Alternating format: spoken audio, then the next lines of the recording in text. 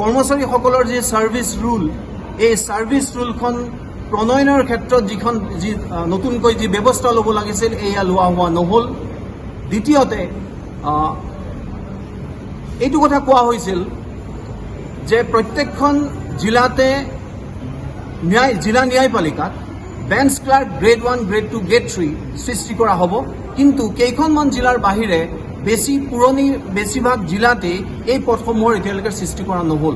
তাৰোপৰি গ্ৰেড 4 যি এমপ্লয়ী আছিল, গ্ৰেড 4 এমপ্লয়ীসকলক জুনিয়ৰ এডমিনিষ্ট্ৰেটিভ এছিষ্টেণ্ট পদলৈ প্ৰমোশ্যনৰ ক্ষেত্ৰত 25% প্ৰমোশ্যনেল ফেচিলিটিজ ধাৰ্য কৰিবলৈ কোৱা হৈছিল, পৰামৰ্শ দিয়া হৈছিল, সেইটো কৰা হোৱা নহল। তাৰ পাছত যদি আমি চাওঁ, যিসকল ষ্টেনোগ্ৰাফাৰ আছে, ড্ৰাইভাৰ্ছ আছে বা ৰেকৰ্ড কিপাৰ বা তেনেকুৱা ধৰণৰ পোষ্ট আছে, এই পোষ্টসমূহৰ কাৰণে যি বিশেষ যি এলাউন্সৰ ব্যৱস্থা কৰাৰ কথা আছিল সেইটোও কৰা নহল। লগতে লোক আদালতত যিসকল কৰ্মচাৰী জড়িত হৈ থাকে তেওঁলোকৰ কাৰণে 5% বেছিক পে দিয়াৰ কথা আছিল, সেইটো এতিয়ালৈকে ৰূপায়িত কৰা হোৱা নাই। আৰু এই পৰামৰ্শসমূহৰ লগতে আমাৰ বহু পুৰণি কিছুমান দাবীও আছিল। উদাহৰণস্বৰূপে আমি যদি চাওঁ, যিখন আৰপি আছিলে 2017 চনৰ আৰপিখনৰ ক্ষেত্ৰত কিছু সংশোধন কৰিবলগীয়া আছিল, সেইখিনি কৰা নহল। লগতে আমাৰ যি গ্ৰেজুৱেট পে স্কেল যিটো দিয়া কথা আছিল, যিটোৰ কাৰণে আমি বহুত দিন ধৰি দাবী জনাই আহিছোঁ, সদৌ অসম ন্যায়িক কৰ্মচাৰী সন্থাই গ্ৰেজুৱেট পে 8,700 সেইটো এতিয়ালৈকে কৰা হোৱা নাই। লগতে যিসকল আমাৰ গ্ৰেড 4 এমপ্লয়ী আছে বৰ্তমান তেওঁলোকৰ গ্ৰেড পে 3,900 আৰু সেইটো 4,400লৈ উন্নীত কৰাৰ কথা কোৱা হৈছিল।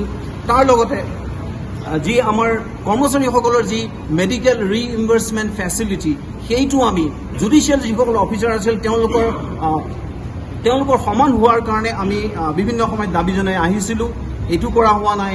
তাৰ লগতে আমাৰ মষ্ট ইম্পৰ্টেণ্টলি যি ট্ৰেভেলিং এলাউন্স প্ৰচেছ চাৰ্ভৰ কাৰণে আছিলে, সেই ট্ৰেভেলিং এলাউন্সটো বৃদ্ধি কৰাৰ ক্ষেত্ৰতো ব্যৱস্থা গ্ৰহণ কৰাৰ কথা আছিল। আৰু মষ্ট ইম্পৰ্টেণ্টলি আমাৰ এটা পুৰণা দাবী অসমৰ অন্যান্য কৰ্মচাৰীসকলৰ লগতে সেইটো আছিল যে scrap NPS and bring back OPS, পুৰণা যিটো পেঞ্চন স্কিম, সেই পেঞ্চন স্কিমটো পুনৰ ঘূৰাই আনিবৰ কাৰণে আমি দাবী জনাই আহিছিলোঁ। এই দাবীসমূহ আৰু লগতে চেত্ৰী আয়োগৰ যিসমূহ পৰামৰ্শলী আছিল, এই গোটেইখিনি ৰূপায়ণ নোহোৱাৰ কাৰণে আজি আমি এই প্ৰতিবাদ দুদিনীয়াকৈ 15 আৰু 16 তাৰিখে আমি প্ৰতিবাদী এই কৰ্মবিৰতি কাৰ্যসূচী পালন কৰিবলগীয়া হৈছে।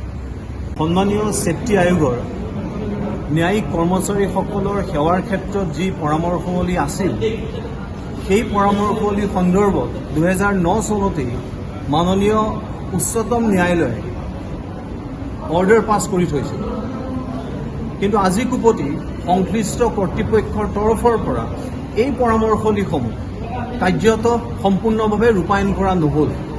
বিভিন্ন সময়ত সদৌ অসম ন্যায়িক কৰ্মচাৰী সন্থাই সংশ্লিষ্ট কৰ্তৃপক্ষক অৱগত কৰি আহিছিল, অনুনয় বিনয় কৰি আহিছিল, মৌখিকভাৱে লিখিতভাৱে বিভিন্ন সময়ত কৈ আহিছিল, কিন্তু আজি কুপতি সেই দাবীসমূহ, সেই পৰামৰ্শৱলীসমূহ বা অন্যান্য আমাৰ ন্যায়িক কৰ্মচাৰীসকলৰ ক্ষেত্ৰত যিখিনি দাবী আছিল, এই দাবীসমূহ পূৰণ নকৰাৰ কাৰণে আজি আমি সদৌ অসম ন্যায়িক কৰ্মচাৰী সংস্থাৰ আহ্বানত অসমৰ অন্যান্য জিলাৰ লগতে শিৱসাগৰ জিলা ন্যায়পালিকাৰ কৰ্মচাৰীসকলেও আমি এই কৰ্মবিৰতি কাৰ্যসূচীত অংশগ্ৰহণ কৰিছোঁ। আজি আমাৰ মাননীয় চেত্ৰী আয়োগৰ যিসমূহ পৰামৰ্শৱলী আছিল, উদাহৰণস্বৰূপে যে